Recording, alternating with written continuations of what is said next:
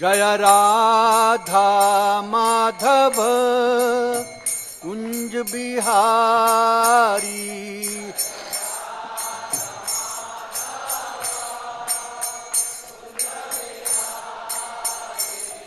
जय राधा माधव कुंज बिहारी।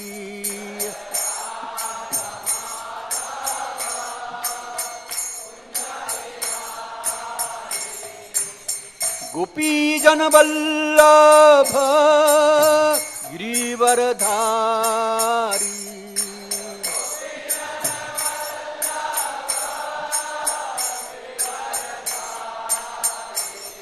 जय गोपी जन वल्लभ गिरिवरधारी।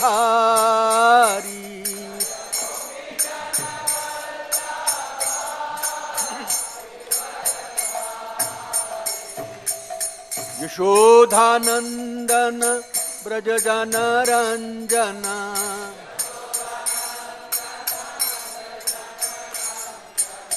यशोधानंदन ब्रज जन रंजना।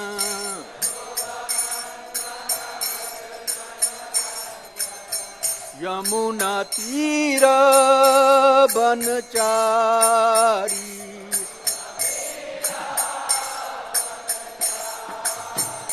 यमुना तीर बनचारी।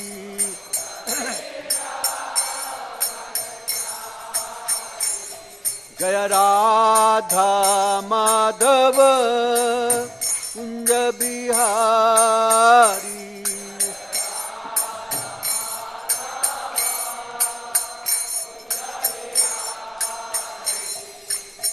गोपी जन वल्लभ गिरिवरधारी।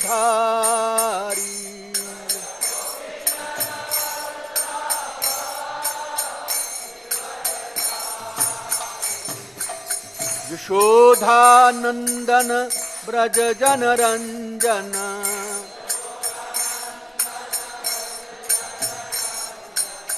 यशोधानंदन ब्रज जन रंजना।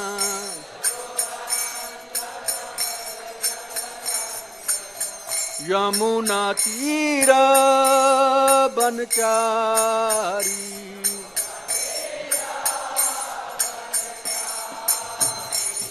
हरे कृष्णा कृष्ण कृष्ण हरे हरे। हरे राम राम राम हरे हरे।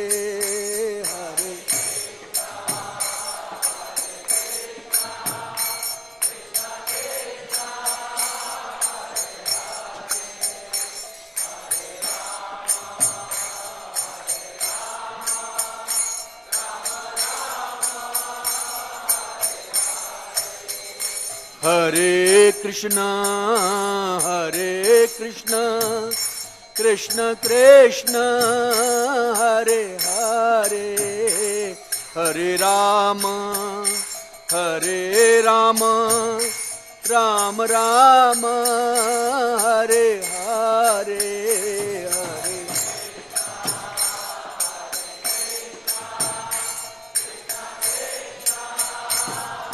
जय प्रभुपाद अर्थ करते।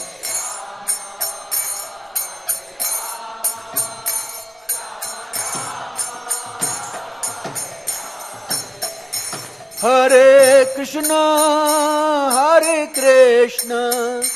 कृष्ण कृष्ण हरे हरे। हरे Ram Ram Ram Hare Hare.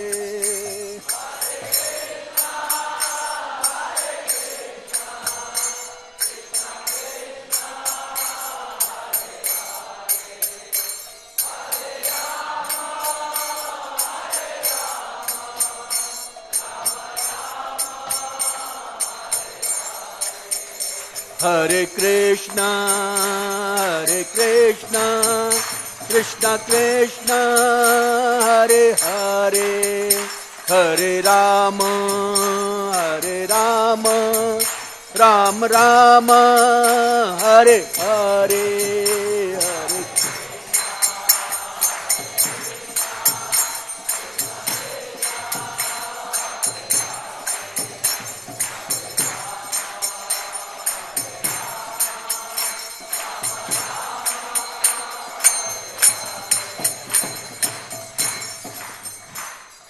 Nama Om Vishnupadaya Krishna Prasthaya Bhutale Srimate Bhakti Vedanta Swami Iti Namine Namah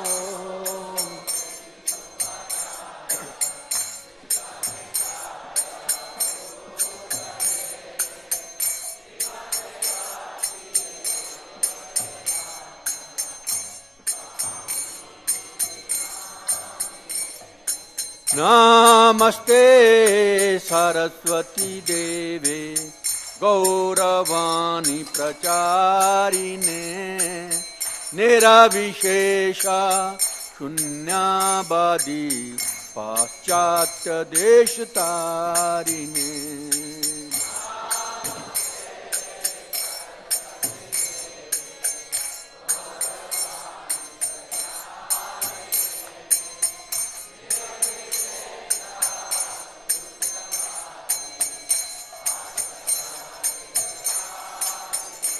Jaya Shri Krishna Chaitanya Prabhu Nityananda Shri Advaita Gadadhar Srivasadi Gaur Bhakta Vrinda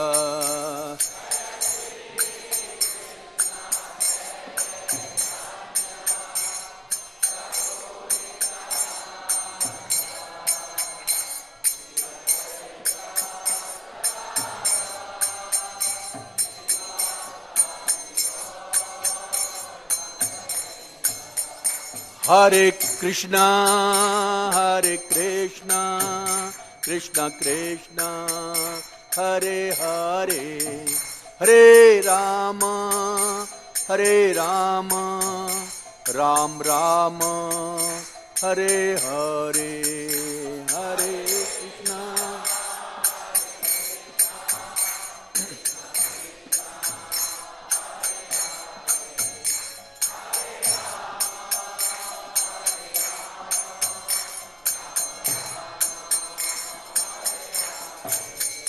Hare Krishna. Hare Krishna, Krishna Krishna, Hare Hare, Hare Rama, Ram Rama, Hare Hare.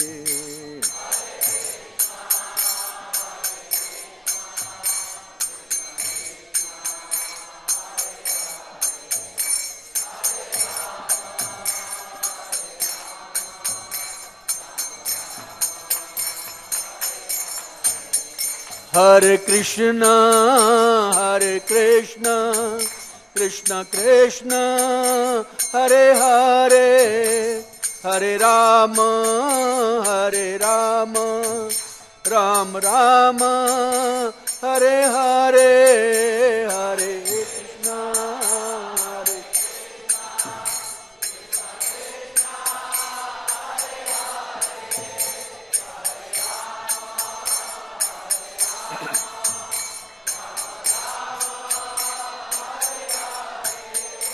Hari Bol, Hari Bol, Hari Bol, Hari Bol, Nitai Gaur Hari.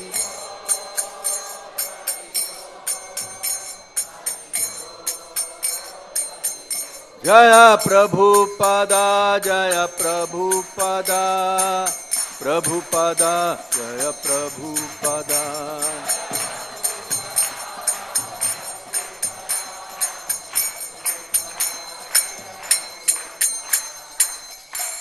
जय ओम विष्णुपाद परमहंस परिव्राजकाचार्य स्तोत्र अभय चरणारविंद भक्ति वेदांत स्वामी महाराज प्रभुपाद के, इस कॉन्फाउंडर चार्य जगत गुरु श्रीला प्रभुपाद के। प्रेम से कहो श्री कृष्ण चैतन्य प्रभु नित्यानंद श्री अद्वैत गदाधर श्रीवासादि गौर भक्त वृंद के। ग्रंथराज श्रीमद् भागवतम के। बोल प्रेमानंदी हरि हरि बोल। All glories to your assembled devotees Hare Krishna. All glories to your assembled devotees Hare Krishna. All glories to Shri Guru and Shri Gauranga. All glories to Srila Prabhupada के। हरे कृष्ण हरे कृष्ण।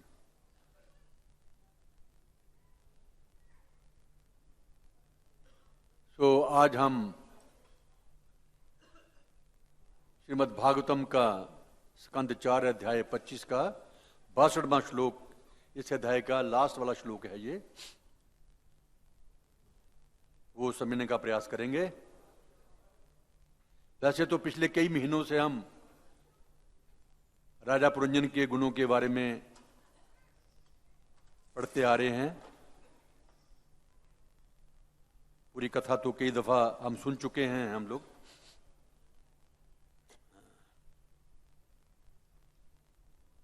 महाराज परीक्षित के खानदान में, महाराजा ध्रुव के खानदान में महाराजा परीक्षित हुए हैं। उन्हीं को ही नारद जी पुरंजन की कथा सुना रहे हैं।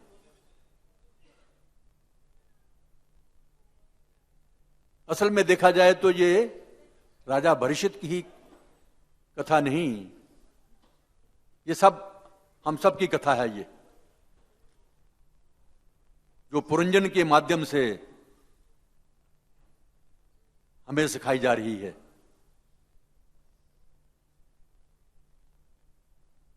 तो अभी हम श्लोक पढ़ेंगे। बड़े शिक्षाएं हैं इसमें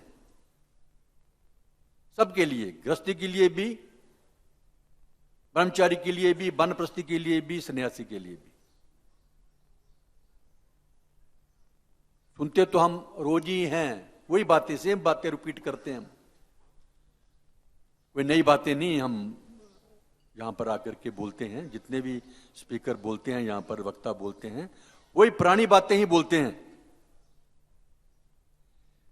लेकिन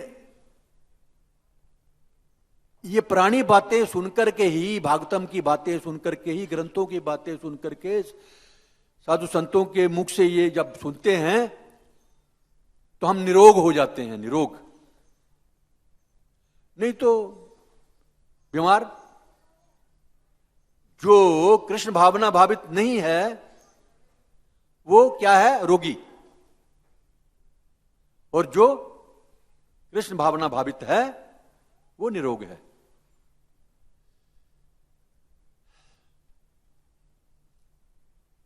ओम नमो भगवते वासुदेवाय।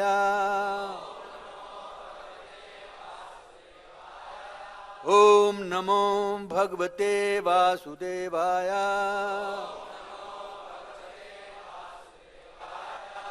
ओम नमो भगवते वासुदेवाय।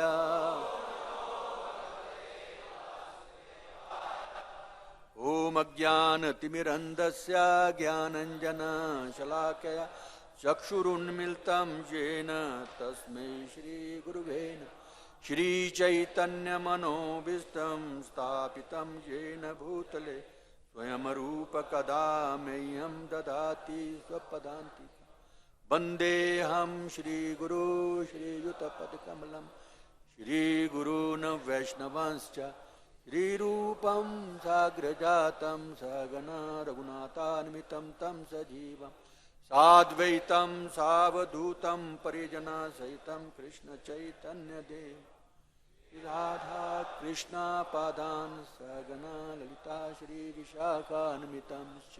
हे कृष्ण करुणा सिंधु दीनबंधु जगत्पते गोपेश गोपिकाकांत राधाकांत नमोस्तुते। तप्त कांचन गौरांगी राधे वृंदावनेश्वरी वृषभानुसुते देवी प्रणमामि। वाञ्छाकल्पतरुभयश्च कृपा सिन्धुभैव च पतितानां पावनेभ्यो वैष्णवेभ्यो नमो विष्णुपदाय कृष्णपृष्ठाय भूतले श्रीमते भक्ति वेदांत स्वामिनिति नामिने नमस्ते सरस्वती देवे गौरवाणी प्रचारिणे निर्विशेष शून्यवादी पाश्चात्य नारायणं नमस्कृत्य नरं चैव नरोत्तमं देवीं सरस्वतीं व्यासं ततो जयमुद्रयेत् नष्टप्रायेषु भद्रेषु नित्यं भागवत सेवया भक्ति उत्तम श्लोके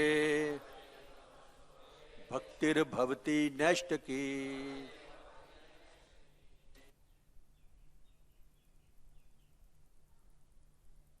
श्रीमद् भागवतम स्कंद 4 अध्याय 25 श्लोक संख्या 62 राजा पुरंजन के गुणों का वर्णन। विप्रलब्धो महिष्येवं सर्व प्रकृति वंचितः नेच्छन् अनुकृतज्ञः क्लेब्यात् क्रीडो मृगो यथा विप्रलब्धो महिष्येवं सर्व प्रकृति वंचितः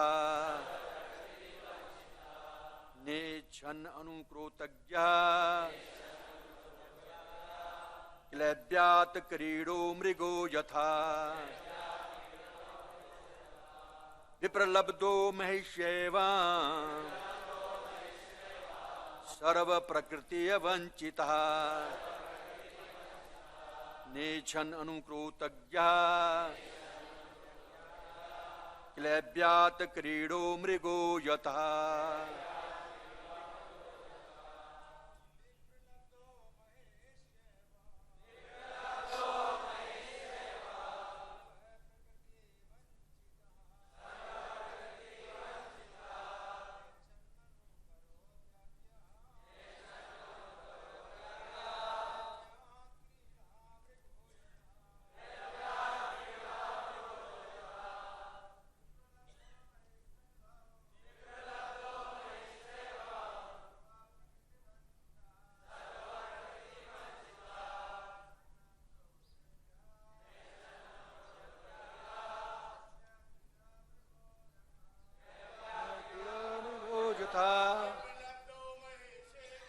विप्रलब्धो महिष्येवं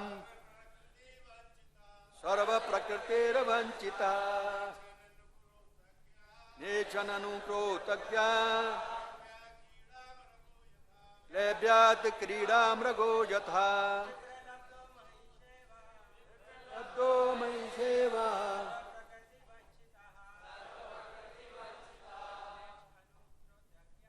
नेच्छन् अनुकृतज्ञः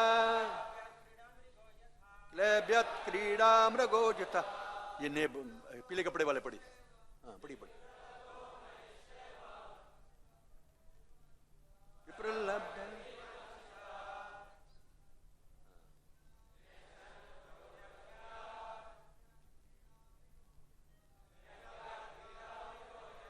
ये हमारे भावी प्रीचर हैं ये।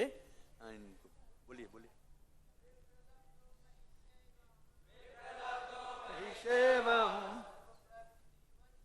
सर्व प्रकृतिर्वंचितः नेच्छन् अनुकृतज्ञः क्लेब्यात् क्रीडा मृगो यथा। और विप्रलब्धो महिष्येवं वंचितः नेच्छन् अनुकृतज्ञः।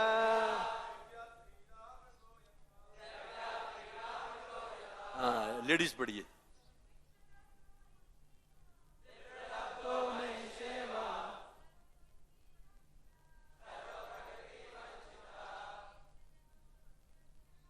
नेच्छन अनुक्रोतज्ञा लेब्यात क्रीडो मृगो यथा। और कोई पढ़ना चाहता है? प्रलब्धो महिषेवाम सर्व प्रकृतिरवंचितः नेच्छन अनुक्रोतज्ञा लेब्यात क्रीडो। शब्दार्थ: विप्रलब्ध बंदी, महिष्या महिषी या पटरानी द्वारा, एवं इस प्रकार सर्व समस्त प्रकृति अस्तित्व वंचितः ठगा जाकर, न इच्छन न चाहते हुए भी, अनुकरोति अनुकरण करता था, अज्ञा मूर्ख राजा, क्लैब्यात बलपूर्वक, क्रीड़ा मृगः पालतू जानवर, यथा के समान। अनुवाद श्रील प्रभुपाद जी के द्वारा। श्रील प्रभुपाद के। इस प्रकार राजा पुरंजन अपनी सुंदर पत्नी के द्वारा बंदी बना हुआ था और ठगा जा रहा था। वास्तव में वह संसार में अपने संपूर्ण अस्तित्व में ठगा जा रहा था। बेचारा वह मूर्ख राजा अपनी इच्छा के विरुद्ध अपनी पत्नी के वश में उसी प्रकार रहता जिस प्रकार कोई पालतू जानवर अपने स्वामी की इच्छा अनुसार नाचता रहता है। मेरे पीछे दोहराइए। इस प्रकार राजा पुरंजन अपनी सुंदर पत्नी के द्वारा बंदी बनाया हुआ था और ठगा जा रहा था। वास्तव में वह संसार में अपने संपूर्ण अस्तित्व में ठगा जा रहा था। बेचारा वह मूर्ख राजा अपनी इच्छा के विरुद्ध अपनी पत्नी के वश में उसी प्रकार रहता जिस प्रकार कोई पालतू जानवर अपने स्वामी की इच्छा अनुसार नाचता रहता है। पिछले श्लोक में प्रभुपाद जी तात्पर्य में लिखते हैं कि मन ही वह स्थान है जहां आत्मा स्थित है। मतलब हृदय तिष्ठति अर्जुन, भगवान बोलते हैं ना। तो हृदय और उसके साथ ही मन और बुद्धि द्वारा मन संचालित होता है। और जीवात्मा हृदय के भीतर स्थित होने से बुद्धि का अनुसरण करता है। जैसे जैसे बुद्धि मन को धकेलती आगे और आत्मा भी उसी का अनुसरण करता है। तो इन श्लोकों में जो बुद्धि की तुलना है वो पत्नी से की गई है। श्री राधा पार्थ सारथी ललिता देवी विशाखा देवी की जय, सीताराम लक्ष्मण हनुमान जी की जय, श्री श्री गौर निताई की जय। और पुरंजन की तुलना जीव से की गई है। प्रभुपाद जी इन श्लोकों में, खास करके इस श्लोक में बताते हैं, वैसे तो पूरे शास्त्रों का निचोड़ यही है कि हमें आध्यात्मिक उन्नति करनी है। हम अभी जिस पोजीशन में हैं, जिस स्थिति में हैं, वो हमारी बद्ध स्थिति है। इसमें से कैसे निकलना है ये बताया गया है।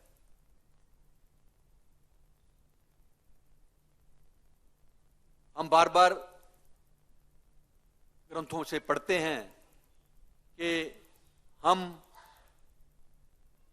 ये शरीर नहीं है, जीवेर स्वरूप होए नित्य कृष्ण दास। हमारा काम केवल कृष्ण की सेवा करना है, उसके अलावा और कोई मनुष्य का कार्य नहीं है वैसे देखा जाए तो। इसलिए तो भगवान बोलते हैं ना, सर्वधर्मान परित्यज्य माम एकम शरणम व्रत, सबको छोड़ छाड़ के मेरी शरण में आ जाओ। लेकिन हम अपनी स्थिति को भूल जाते हैं, हमारी मूल स्थिति क्या है इसको भूल जाते हैं, तब हम बंधन में आ जाते हैं। जब बंधन में आ जाते हैं तो फिर हमारे ऊपर बहुत सारी रिस्ट्रिक्शंस पैदा हो जाती हैं। हम फिर इस भौतिक जगत में बंद करके बहुत सारी गंदी चीजों के आदी हो जाते हैं हम लोग।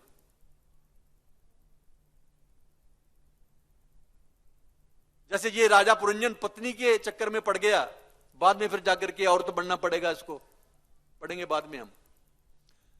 तो हम भी राजा पुरंजन की तरह ही हैं, हम भौतिक भोग भोगना चाहते हैं, जिसके कारण हम और ज्यादा से ज्यादा इस बद्ध जीवन में, भौतिक जीवन में फंसते जाते हैं।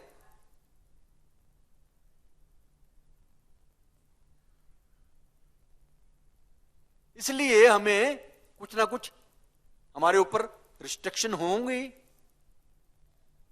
पाबंदियां होंगी, तो कुछ चांसेस हो सकते हैं सुधरने के।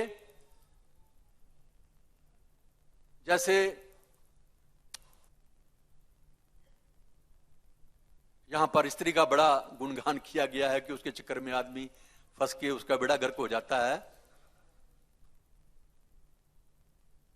औरतों के लिए आदमी और आदमी के लिए औरत, ये दोनों का है, इसमें ये समझिए इसको। तो इस पर रिस्ट्रिक्शन लगानी जरूरी होती है। हम भौतिक भोग भोगने के आदी बन गए हैं, तो जब तक रिस्ट्रिक्शन नहीं होंगी, हिंदी में क्या बोलेंगे रिस्ट्रिक्शन को, पाबंदी, पाबंदी उर्दू का शब्द है, तो फिर तो हम इसी जेल में बंद रहेंगे सारी उम्र, कई जन्मों तक। तो प्रभुपाद जी इसका बड़ा अच्छा उदाहरण देखते हैं थोड़ा बचने का। जैसे शराब है, तो शराबी आदमी जो है, गवर्नमेंट तो लाइसेंस लगाती है ना, तो शराबी आदमी बोलता है नहीं नहीं मैं तो मर जाऊंगा बिना शराब पिए हुए, मुझे तो शराब चाहिए। ऐसे आमतौर पे जो बड़ा पियक्कड़ होता है ना, तो वो वाकई मर जाता है जिसको शराब ना मिले तो, उसके आंतड़ियां खराब हो जाती हैं उसकी। तो उसको जब तक शराब नहीं मिलती तब तक वो दर्द से चिल्लाता रहता है। तो गवर्नमेंट बोलती है ठीक है ये आदमी शराब नहीं छोड़ सकता है, तो इसके लिए क्या है, एक लाइसेंस की दुकान खोल देते हैं।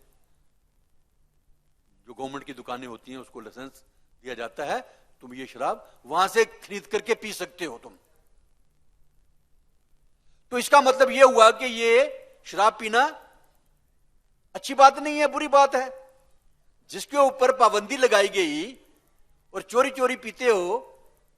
पहले तो जब हम छोटे थे तो जो शराब की दुकानें होती ना शहर के बाहर होती थी, आजकल तो गली गली में स्कूलों के सामने भी खोल देते हैं, पहले बाहर खोलते थे। इसका मतलब है ये बुरी चीज है। तंबाकू पीना, सिगरेट पीना ये भी बुरी चीज है। वो पहले लोग, जो बड़े लोग होते थे, वो सिगरेट भी पीना होता था तो वो बच्चों के सामने पीते थे, छुप करके पीते थे कहीं। लेकिन आजकल तो शरेआम हो गया, औरतें भी पीती हैं, आदमी भी पीते हैं। लेकिन है ये बुरी बात, दारू पीना, शराब पीना, सिगरेट पीना ये बुरी बात है। इसीलिए इस पर लाइसेंस होता है, जाओ भाई वहां पर पियो। और फिर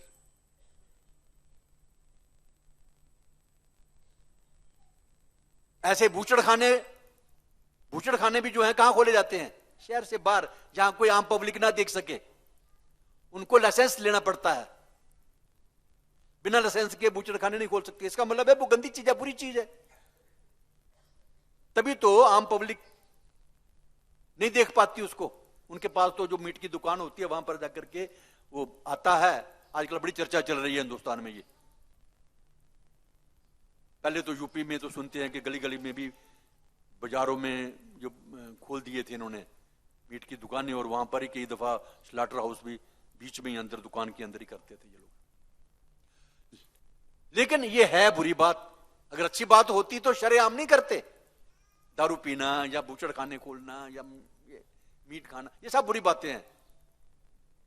तो इनको नियंत्रण में करने के लिए, ताकि लोग धीरे धीरे सुधरने की कोशिश करें, लेकिन सुधरता नहीं आदमी, ऐसी बात है। उसी प्रकार हमारी सेक्स डिजायर, मैथुन इच्छा जो है, ये भी बुरी बात है। कुत्तों बिल्लियों के लिए तो बुरी नहीं है, वो तो कहीं भी गली में जमी अपना जो मर्जी करें, लेकिन जो सभ्य समाज में है ये बुरी चीज है। इसीलिए तो इसके ऊपर पाबंदी है। लेकिन आजकल लोग कुत्ते बिल्लियों की तरह हो रहे हैं कलयुग में। आजकल आधुनिक लोग बड़े, हम तो मॉडर्न हैं जी, मॉडर्न तो कुत्तों बिल्लियों की तरह हो रहे हैं। पार्कों में, गलियों में, कहां कहां सब गंद मचा रखा है। लेकिन है ये बुरी बात, नरक में ले जाने वाली बात है ये। इसलिए जो हमारे पूर्वज हुए, ऋषि मुनि हुए, हमारे ग्रंथ हुए, उन्होंने एक नियम बना दिया। ठीक है भैया, इसके ऊपर लाइसेंस है, इसके ऊपर भी मैरिज लाइफ के, सेक्स लाइफ के ऊपर भी लाइसेंस है। वो क्या है? शादी। तब थोड़ा सा चांसेस हैं कि व्यक्ति थोड़ा सा सुधर जाए। जब लाइसेंस नहीं है तो फिर तो कुत्तों बिल्लियों की तरह जहां मर्जी जियो।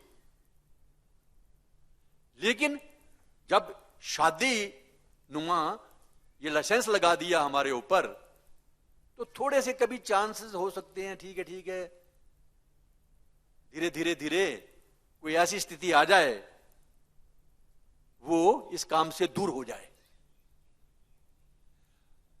हमारे सारे ग्रंथ कहते हैं ये जो कार्य है, प्रभुपाद जी भी कहते हैं, सबसे घिनौना कार्य है ये।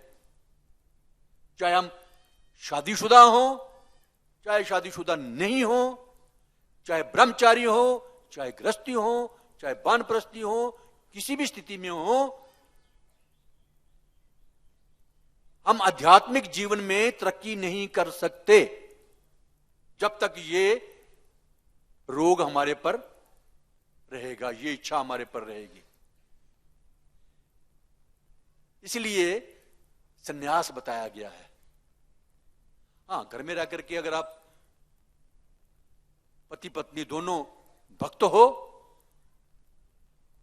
तब बच सकते हैं, और जो भक्त नहीं है, कृष्ण भावना भावत नहीं है, वो बिल्कुल भी इस चीज से बच नहीं सकते, और फिर अंत में कहां जाएंगे?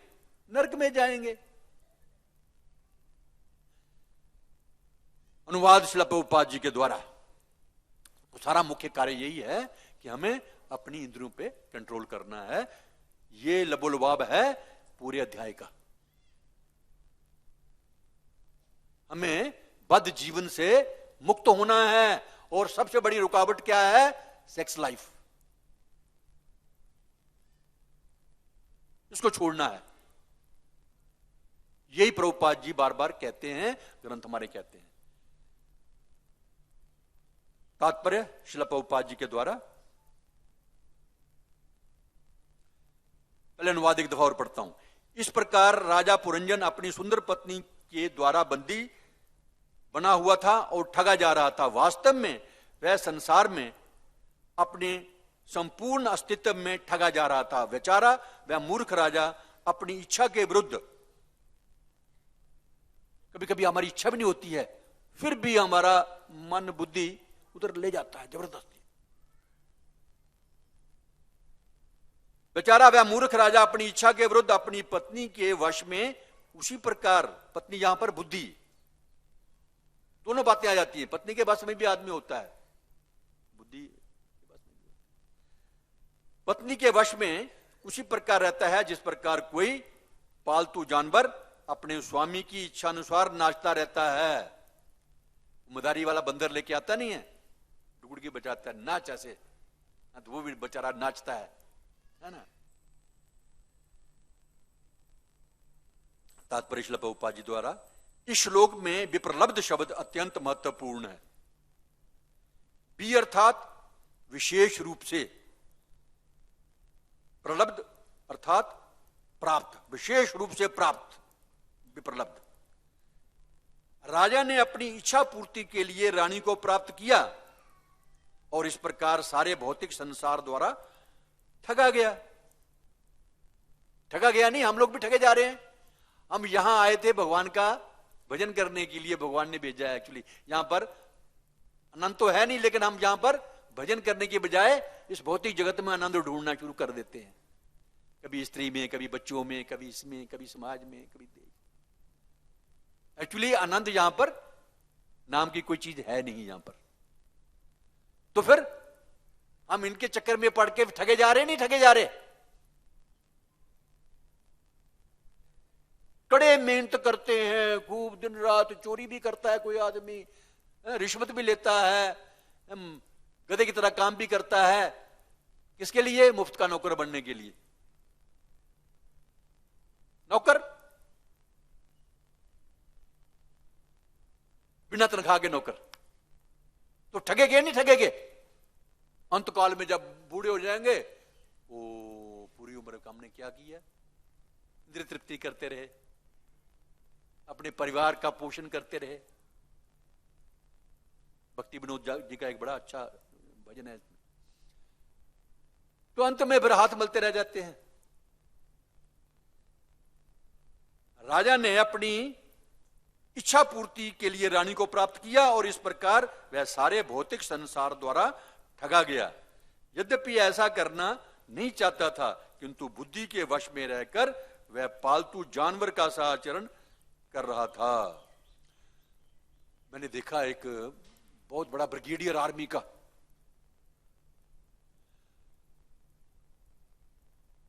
एक ब्रिगेड में 4 यूनिटें होती हैं और एक यूनिट में कम से कम 500 आदमी। तो कितने हो गए? 5 के 20,000 आदमी लगभग हो गया। उनका वो कमांड करने वाला, लेकिन अपनी पत्नी के इशारों पे ऐसे, पत्नी एक दफा खड़े रहे जहां पर तो वहां खड़ा रहता है,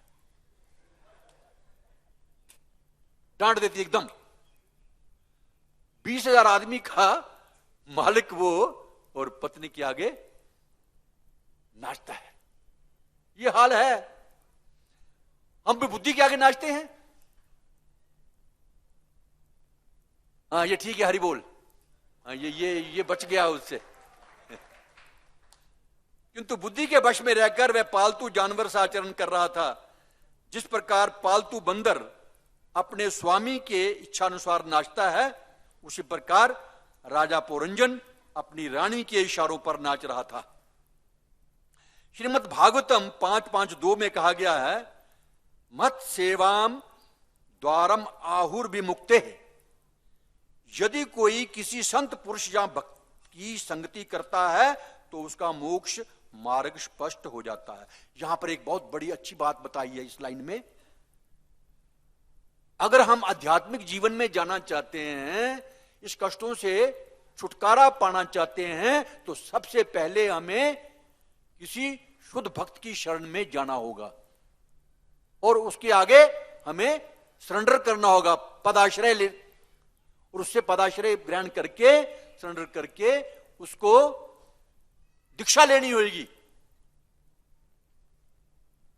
दीक्षा लेने के बाद उसको कृष्ण की शिक्षाएं भी प्राप्त करनी है उनसे। तब ये हम इस बंधन से मुक्त हो सकते हैं। ये तरीका है, इंडिपेंडेंटली, स्वतंत्र होकर के नहीं। दीक्षा लेने का मतलब है गले में ये कंठी माटा डालनी, पटा डालना। जिस कुत्ते के गले में,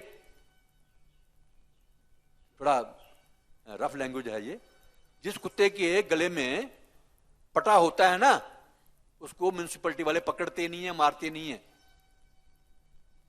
है ना। तो ये इसका मतलब है हमारा कोई मालक है, हमारे गुरुजी हैं हमारे मालक। ये इसका मतलब यह है कंठी माला का मतलब शिक्षा ग्रहण की है कृष्ण के बारे में। तो हमें ये पहली भक्ति में पहली सीढ़ी क्या है? गुरु की शरण में जाना और उनसे कृष्ण के बारे में शिक्षा ग्रहण करना और उसे दीक्षा लेना, अगर हम उन्नति करना चाहते हैं तो। अदरवाइज जो मर्जी कीजिए। यदि कोई किसी संत पुरुष या भक्त की संगति करता है तो उसका मोक्ष मार्ग स्पष्ट हो जाता है। चैतन्य चरितामृत में कहते हैं, साधु संग सर्वशास्त्र के, लाभ मात्र साधु संग सर्व सिद्धि है। तो सर्व सिद्धि हमारी क्या है? कृष्ण का प्रेम प्राप्त करना, back home, back to God जाना, ये तो लक्ष्य है हमारा। और क्या है? किंतु यदि वह स्त्री का या किसी ऐसे व्यक्ति का साथ करता है जो स्त्री पर अत्यंत आसक्त है, तो उसके बंधन का मार्ग क्या होगा? बंद हो जाएगा, सख्त नहीं होगा, प्रशस्त नहीं होता उसका मार्ग। यहां पर बड़ी महत्वपूर्ण बात, हर लाइन में, हमें पहले नहीं पता था, जब से मैं भक्ति शास्त्री पढ़ना शुरू किया ना, विचित्र कृष्ण ने पढ़ाया हमें, तो उससे पता चलता है कि एक एक लाइन, एक एक शब्द का अर्थ है। हम तो पहले मोटा मोटा पढ़ लिया और श्वास निकाल करके दे दिया, लेकिन ये पढ़ने से आप सब, जिसने नहीं भक्ति शास्त्री की है उसको करना चाहिए। ये नहीं है कि दीक्षा होएगी तब करूंगा या नहीं, नहीं, बड़ी जरूरी चीज है ये। इससे बहुत नॉलेज मिलता है और बोलने में आपको सहायता मिलती है। तो यहां पर देखो, किंतु यदि वह स्त्री का या किसी ऐसे व्यक्ति का संग करता है, स्त्री का संग तो नहीं करना, भक्तों का संग नहीं करना, लेकिन जो आदमी स्त्री का संग कर रहा है उसका भी संग नहीं करना। अगर हमने उन्नति करनी है तो आध्यात्मिक जगत में वापस अपने घर जाना है, तो यह बात समझनी होगी हमें। स्त्री संग नहीं करना खुद भी, और जो ऑलरेडी कोई हमारा मित्र या साथी जिसके साथ हम घूम फिर रहे हैं, अगर वो भी करता है तो टाटा भैया, मेरा तेरा कोई रिश्ता नहीं। कुल मिलाकर मनुष्य को आध्यात्मिक उन्नति के लिए स्त्री की संगति छोड़ देनी चाहिए। रॉयल रोड टू हेल, ये आंखें बंद करके चलो, ठीक है, पहुंच जाओगे हेल में। संन्यास आश्रम का यही तात्पर्य है। संन्यास लेने के पूर्व मनुष्य को अवैध स्त्री प्रसंग से बचने का अभ्यास करना होता है। विषय जीवन चाहे वह वैध हो चाहे अवैध, एक सा होता है। यहां क्लियर कर दिया प्रभुपाद जी ने। और भी ये नहीं मैंने शादी कर ली अभी मुझे लाइसेंस मिल गया, नहीं। लाइसेंस मिल गया मतलब बुरी बात है। लाइसेंस मिलता है उसी के लिए जो बुरी बात होती है। छुपके वही कार्य करा जाता है वो बुरी बात, या शराब पीना, बूचड़ खाने खोलना, स्त्री संग करना, ये बुरी बातें हैं। तो इसलिए इसको लाइसेंस चाहिए, लेकिन है तो बुरी बात है ना। तो यहां प्रभुपाद जी कहते हैं चाहे वो अवैध हो चाहे वैध, किंतु अवैध स्त्री विषय जीवन चाहे वह वैध हो चाहे वैध, एक सा होता है। किंतु अवैध स्त्री के प्रसंग से मनुष्य अधिकाधिक बंधता जाता है। दूसरी तरफ लाइसेंस मिल गया है, लेकिन इसका मतलब ये नहीं लाइसेंस के ऊपर भी कोई रूल रेगुलेशन होते हैं, नियम होते हैं। ये नहीं कि खुली छूट मिल गई, नहीं। अपने विषयी जीवन को नियमित करने से संभावना रहती है कि उसे अंततः काम वासना या स्त्री संग से मुक्ति मिल जाए। शादी में यह थोड़ा यह है कि भी हमारा जीवन थोड़ा सा नियमित हो गया, खुली छुट्टी नहीं है, थोड़ा नियमित हो गया है। यदि ऐसा हो सके तो आध्यात्मिक जीवन में आगे बढ़ना आसान हो जाएगा। अगर जीवन थोड़ा सा आपका नियमित हो गया तो फिर आगे उन्नति हम कर सकते हैं, अदरवाइज कोई चांस नहीं है। और जो कृष्ण भावना भावत नहीं हुए उनका तो कोई चांस है ही नहीं है उन्नति करना। आध्यात्मिक जगह आध्यात्मिक तो वो बनते नहीं है, उनका तो है खाओ पियो ऐश करो। उनका ये फंडा है, खाओ पियो ऐश करो। कल किसने देखा है ये कहते हैं वो। भगवान जहां कर पूछेगा तुम्हें, ऐसे जो भौतिकवादी लोग हैं ना, तुमने इस जगत में जाके क्या किया, ऐसा कहते हैं।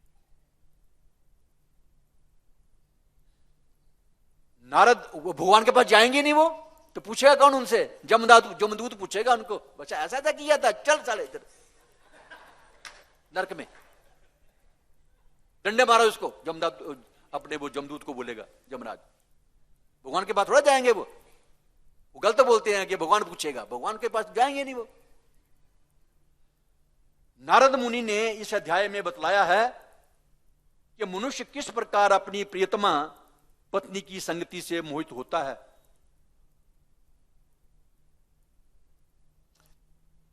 अपनी पत्नी के प्रति आकर्षण का अर्थ है भौतिक गुणों के प्रति आकर्षण।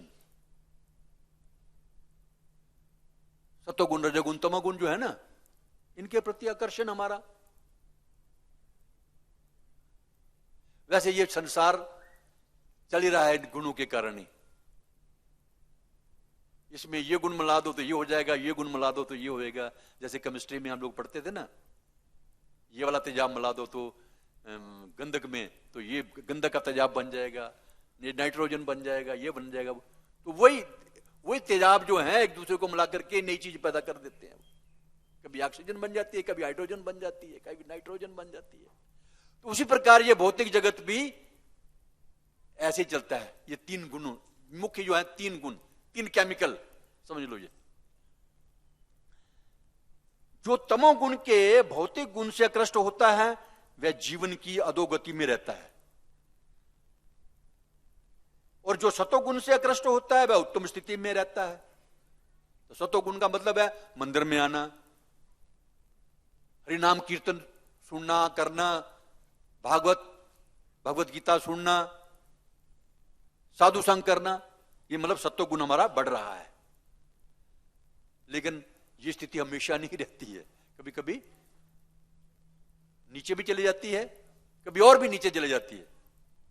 इसको मेंटेन करने का प्रयास करेंगे तो हो सकता है। ये मेंटेन कैसे होगा? ये भक्तों का संग करके और महामंत्र का आश्रय लेकर के, हरे कृष्ण कृष्ण कृष्ण हरे हरे, हरे राम राम राम। इस प्रकार ये मेंटेन कर सकते हैं हम स्थिति अपनी को। कभी कभी यह देखा जाता है कि जब मनुष्य सतोगुण पद पर आसीन होता है तो वह ज्ञान के अनुशीलन के प्रति आकृष्ट होता है। जब सतोगुण में होता है तो सीखने की कोशिश करता है। ज्ञान वो वाला मायावादी ज्ञान नहीं, भगवान में लीन हो जाना, एकात्मवाद होना, मायावादी फिलॉसफी, वो नहीं। भगवान के बारे में, कृष्ण के बारे में, भक्तों के बारे में जानने का प्रयास करता है। वो अपनी स्थिति को जानने का प्रयास करता है। यह ज्ञान चाहिए हमें। वास्तव में यह स्थिति श्रेष्ठ है, क्योंकि ज्ञान के कारण भक्ति अपनाने में वरीयता आती है। फिर भक्ति हमारा पहला मुख्य कार्य हो जाता है। जब तक मनुष्य ज्ञान के पद अर्थात ब्रह्मभूत अवस्था को प्राप्त नहीं होता, वह भक्ति में आगे प्रगति नहीं कर सकता। भगवान श्री कृष्ण ने भगवत गीता के 18वें अध्याय के 54वें श्लोक में कहा है, ब्रह्मभूत प्रसन्नात्मा न शोचती न कांक्षती समा सर्वेषु भूतेषु मद भक्ति लभते पराम। जो इस प्रकार आध्यात्मिक रूप से स्थित होता है उसे तुरंत ही पर ब्रह्म का साक्षात्कार होता है और वह पूर्ण रूप से प्रसन्न हो जाता है। जिसको शांति चाहिए ना, बोलते पीस ऑफ माइंड नहीं। आजकल लोगों को बड़ी बीमारियां होती हैं, अपने आप ही बोलते रहेंगे, क्या बोलते, मनोवैज्ञानिक, उनको बीमारियां हो जाती हैं, साइकाइट्रिक के पास जाना पड़ता है उसको। लेकिन अगर वो कृष्ण की शरण में आता है तो उसको ये बीमारियां कभी नहीं होंगी। डॉक्टर के पास, साइकाइट्रिक के पास जाना नहीं पड़ेगा। ये दवाई है इसकी। वो लोगों को जाना पड़ता है डॉक्टर के पास क्योंकि वो कृष्ण भावना भावित होते नहीं है। उनको समझाओ तब भी नहीं आएंगे वो।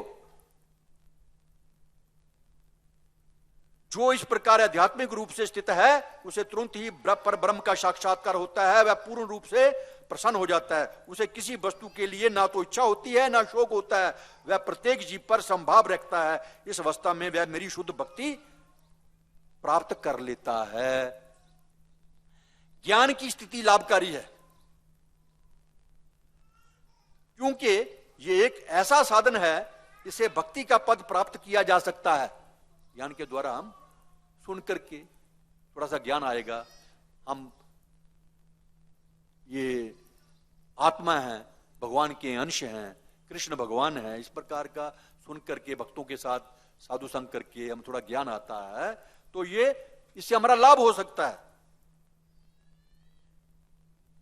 लेकिन अगर कोई सीधे से ही डायरेक्टली कृष्ण की भक्ति करता है, उसको बोलते हैं भाई ज्यादा फिलॉसफी अभी तक नहीं समझ में आ रही, जहां हम नहीं समझा पा रहे हैं किसी तरीके से वो हरे कृष्ण कृष्ण कृष्ण हरे हरे, हरे राम राम राम हरे हरे का महामंत्र का जप करता है और भगवान का प्रसाद ग्रहण करता है, तो एक दिन ऐसा आएगा अपने आप ही। वैसे तो हमारी जो भौतिक इंद्रियां हैं, इसके द्वारा हम कृष्ण, क्योंकि कृष्ण का नाम, कृष्ण के रूप, कृष्ण की लीलाएं, दिव्य गुण जितने भी हैं बड़ी दिव्य स्थिति पे हैं, हम इस भौतिक इंद्रियों के द्वारा उनको नहीं जान पाते। लेकिन बड़ा आसान तरीका क्या दिया है, क्या? जीवा को कृष्ण की सेवा में लगा दो। रूप गोस्वामी बताते हैं कि जीवा को कृष्ण की सेवा में लगा दो, सेवान्मुखो ही जीवा दो। तो क्या होगा फिर उससे? अपने आप ही भगवान का नाम, भगवान का गुण, भगवान की लीलाएं अपने आप ही स्फूर्त होनी शुरू हो जाएंगी आपके हृदय में, ऐसा रूप गोस्वामी जी का कहना है। तो कैसे करना है? जीवा से महामंत्र का उच्चारण कीजिए और भगवान को अर्पित जो भोग लगा, वो प्रसाद बन गया, उसको खाइए जीवा के द्वारा, जीवा को आनंद दीजिए उसका। तो करते करते करते करते हमारी इंद्रियां भी शुद्ध हो जाएंगी, हमारी जीवा भी शुद्ध हो जाएगी, हमारी बुद्धि भी शुद्ध हो जाएगी। वैसे तो भौतिक बुद्धि है ना, भौतिक बुद्धि तो जहां नचाती है हम नाचते हैं। तो जब हमारी बुद्धि शुद्ध हो जाएगी तो बुद्धि जो है मन को फिर जिधर लेके जाएगी, मन भी उधर जाएगा, फिर आत्मा भी उधर जाएगी। ये एक प्रोसेस है, तरीका है। जीवा को हरि नाम का रस दीजिए और भगवान का प्रसाद खिलाइए इसको, तो भगवान की लीलाएं, गुण, रूप आदि सुफुर्त होनी शुरू हो जाएंगी अपने आप। यही बताया यहां पर, यदि कोई सीधे भक्ति करता है, एक तो गया ज्ञान के द्वारा, एक तो सीधे ही कृष्ण भक्ति में लग जाता है, तो बिना प्रयास के ही ज्ञान प्रकट हो जाता है, फिर ज्यादा प्रयास नहीं करना पड़ेगा आपको। भगवान खुद ददामि बुद्धि योगम, हम बुद्धि देंगे भगवान समझने के लिए आपको। इसकी पुष्टि भागवत के 1-2-7 में इस प्रकार हुई है।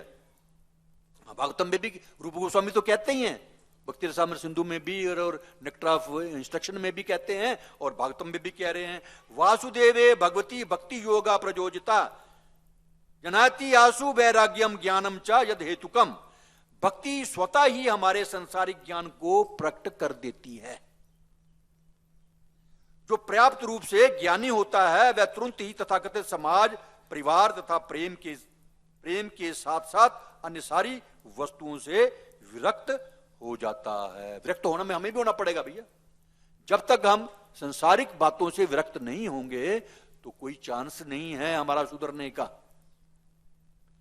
बड़ी खास बातें बताई गई हैं, लेकिन हम ऊपर ऊपर से पढ़ करके छोड़ देते हैं। मैं भी ऐसे करता था, लेकिन विचित्र किसी ने मुझे सिखाया पढ़ना में, ऐसा पढ़ो। आप सबको भक्ति शास्त्री करनी चाहिए, वैसे तो सबको, जिन्होंने नहीं की है। उसके बाद भक्ति शास्त्र के ऊपर भी एक डिग्री कौन सी है, वो भक्ति वैभव, भागवतम पढ़ना है। तब हम सही मायने में अच्छे प्रचारक बन सकते हैं, और भगवान की भक्ति भी तभी हम कर पाएंगे अच्छी तरह से। जब तक मनुष्य इनमें से किसी में भी लगाव रखता है, तो तब तक ना तो ज्ञान का प्रश्न उठता है और ना ही भक्ति का। किंतु सीधे भक्ति करने पर मनुष्य ज्ञान तथा विरक्ति से पूर्त हो उठता है। इस प्रकार जीवन सार्थक बन जाता है। इस प्रकार श्रीमद् भागवतम के चतुर्थ स्कंद के अंतर्गत राजा पुरंजन के गुणों का वर्णन नामक 25वें अध्याय के भक्ति वेदांत तात्पर्य पूर्ण हुआ। अभी बैठिए, अभी टाइम नहीं हुआ। अभी जो जिसको काम है वो तो उनको प्रेजेंट जाना है। अभी 5 मिनट 10 मिनट और पढ़ेंगे अभी, है ना। आजकल संडे की जो क्लास है वो 9:15 तक होती है, पता ना आपको सबको। उसके बाद प्रश्न होता है ना। जो पूरा मैं पढ़ लूं, उसके बाद फिर जिता मित्र प्रभु कोई कमेंट्स देंगे, या और कोई बोलना चाहेगा बोल सकते हैं, है ना। तभी भी है, 8-10 मिनट है अभी। हाँ, ये मैं कुछ लिखा है, मैं पढ़ता हूं, इसको सुनिए आप।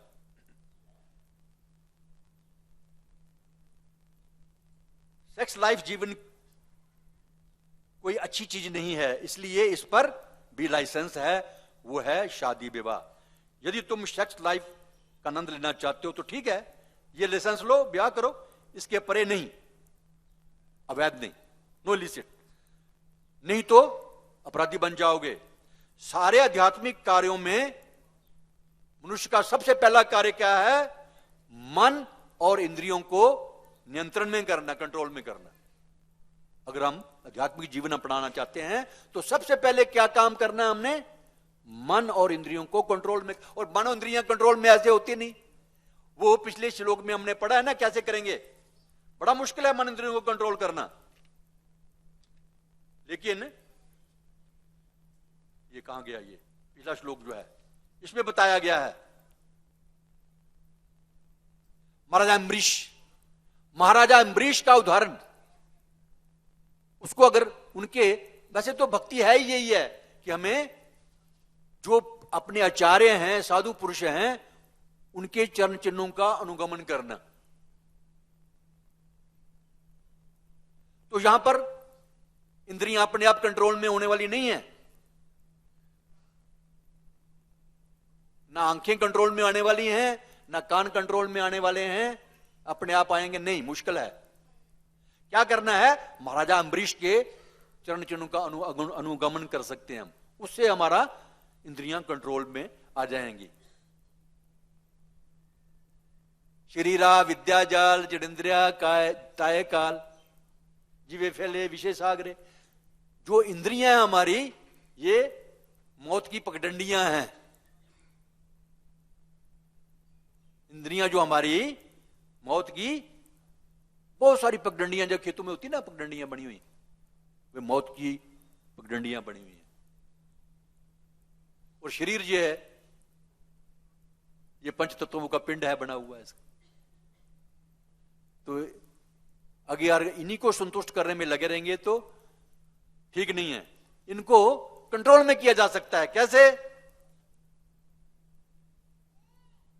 यहां महाराजा अम्बरीश के जीवन से हम देखते हैं कि उन्होंने अपना मन पहले श्री कृष्ण के चरण कमलों में लगाया, जिससे उसकी बुद्धि विमल हो गई। पहले मन को भगवान के चरण कमलों में लगाना पड़ेगा। हरे कृष्ण महामंत्र का 24 घंटे कीर्तन करना पड़ेगा, जप करना पड़ेगा, तो हमारी बुद्धि जो है वो शुद्ध हो जाएगी। उसके बाद नेत्रों को भगवान की विग्रह को देखने के लिए, हाथों को भगवान का मंदिर स्वच्छ करने के लिए। तो ये एक प्रोसेस है।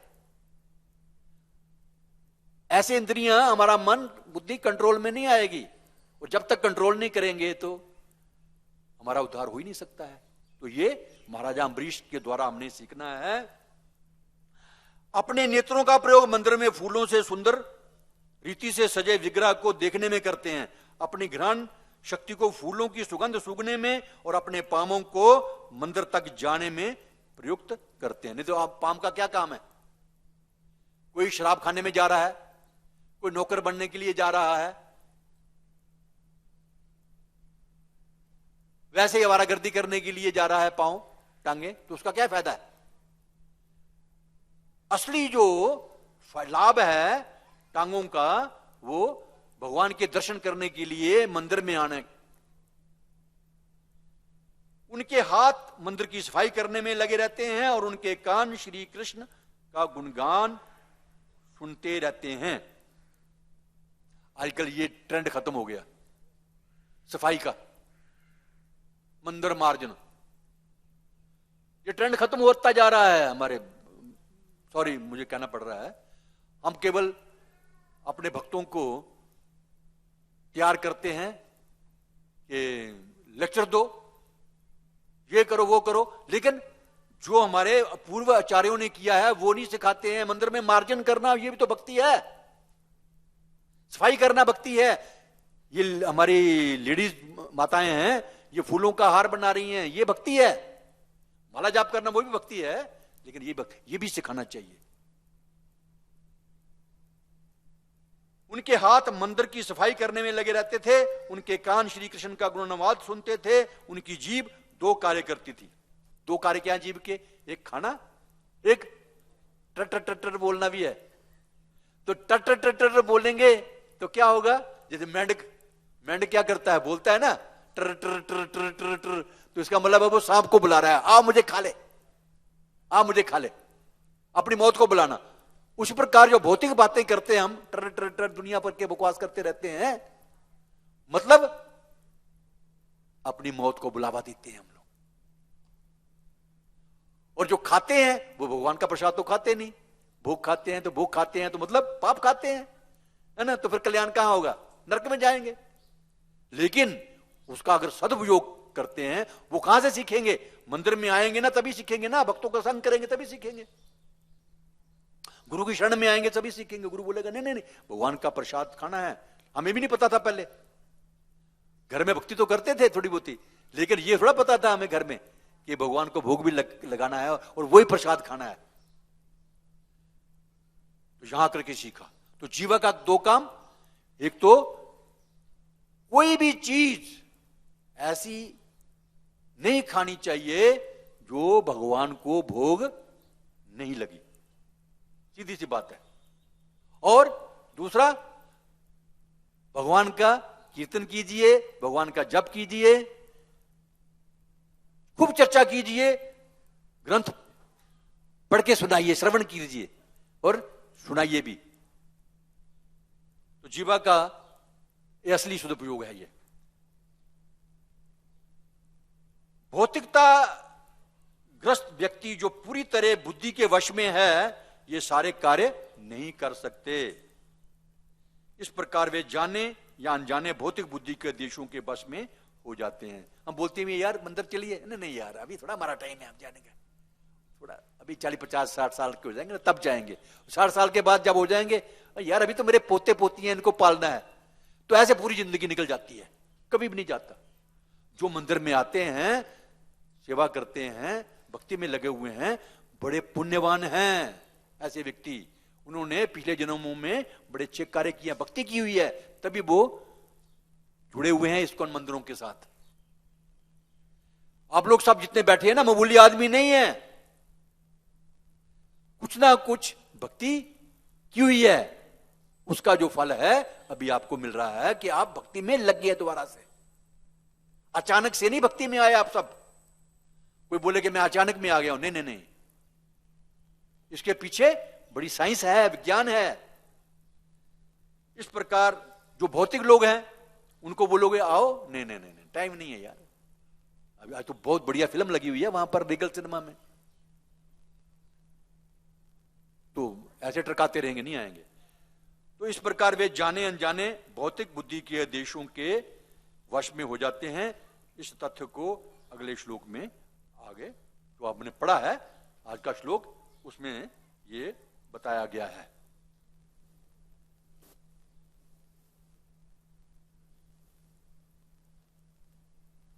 तो थोड़ा एक लाइन हो रहा है, इसमें पढ़ जाएगी मेरी पढ़ने की। आध्यात्मिक हमारी निरोगी अवस्था है, शुरू में बताया था मैंने। और जो लोग कृष्ण भावना भावित नहीं हैं, वो उनकी बीमारी की अवस्था है। यदि हमारा मन स्वच्छ रखें, हम अपना मन, अपनी चेतना को शुद्ध करें, तो भव रोग से व्यक्ति को कोई हानि नहीं हो सकती। स्वच्छ कैसे होगा? चेतो दर्पण मार्जनम। हरे कृष्णा कृष्णा कृष्णा कृष्णा हरे हरे, हरे राम हरे राम। इस प्रकार हमारा मन, हमारी इंद्रियां शुद्ध हो जाएंगी। जो प्रज्वलित अग्नि है हमें, इसके कारण हम ये भव अग्नि में जल रहे हैं, इससे बच पाएंगे और अंततोगत्वा back home, back to godhead जाने के अधिकारी बन जाएंगे। देखिए, एक शब्द आया है भक्ति रसामृत सिंधु में, वायधक दायभाग। दायभाग का अर्थ होता है कि पैतृक संपत्ति पे हमारा हक, मेरे दादा परदादा की कोई संपत्ति है, उस पे हमारा कानूनी हक, बेटे का कानूनी हक होता है ना, बस उसमें यही है कि हमें सारी उम्र तक बेटा बने रहना है, घर से बाहर नहीं भाग जाना। तो क्या होगा, हमारा पैतृक संपत्ति पे हमारा हक हो जाता है। उसी प्रकार यदि हम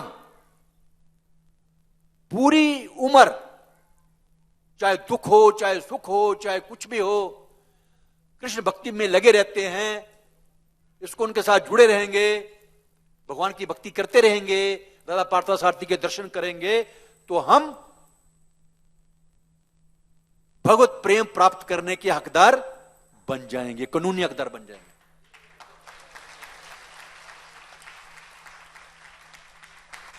धन्यवाद। हरे कृष्णा।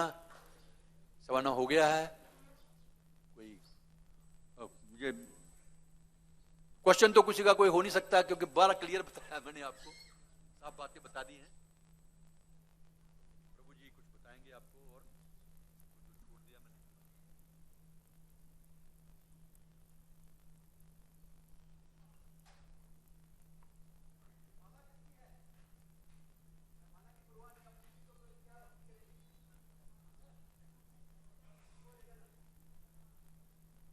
हरे कृष्णा, बहुत बहुत धन्यवाद। तो आज जो श्लोक है, इसमें शब्द का प्रयोग हुआ है क्लेब्यात। क्लेब्यात का मतलब है नपुंसकता के कारण, जिसमें कोई अपना पुरुषार्थ नहीं है। जैसे भगवान अर्जुन से कहते हैं क्लेब्यम मास में महापार्थ, कि हे अर्जुन, तुम नपुंसकता को मत प्राप्त हो। तो ये नपुंसकता यानी पुरुषार्थ का अभाव और इस प्रकार से मोह की जो स्थिति है, ये क्लैब्य कहलाती है, क्लीव। तो अर्जुन की भी उसी प्रकार की स्थिति है, जैसे यहाँ पुरंजन की स्थिति है। तो वो भी जो है एक प्रकार से उसका पुरुषार्थ समाप्त हो गया है, उसकी अपनी योजना समाप्त हो गई है, और वो केवल अपनी पत्नी को प्रसन्न करना ही अपना काम समझ रहा है। तो इसे कहते हैं नपुंसकता। अपनी कोई योजना नहीं, अपना कोई पुरुषार्थ नहीं है। और उसी प्रकार से अर्जुन भी जो है अपने परिवार कुटुंब के मोह में फंसे हैं। तो वो भी सोचते हैं कि हमारा एकमात्र कर्तव्य इनको प्रसन्न करना है और इनकी ही जो है सेवा करना है, केवल हमारा एक कर्तव्य है। और भगवान कहते हैं कि इस क्लीबता को मत प्राप्त हो, क्लेव्यम।